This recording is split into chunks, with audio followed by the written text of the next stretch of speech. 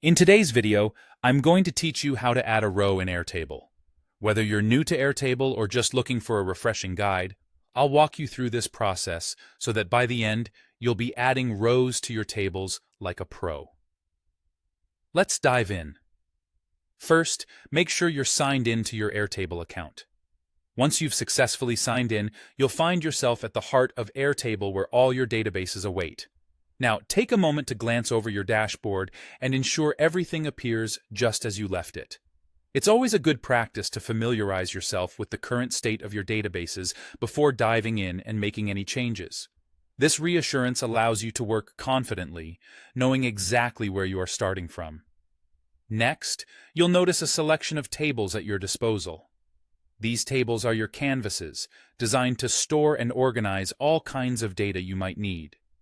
Go ahead and pick the table that you're interested in working on today. A simple click on it will open up the table right in front of you, giving you a full view of your data landscape. Now, to add a new row, scroll all the way down to the very last row of the table. As you navigate downward, keep an eye out for a small plus sign. This symbol is crucial. It's the gateway to adding new data to your table. The plus sign is typically located at the end of all existing rows, so it should be pretty easy to spot. Once you've located that little plus sign, click on it.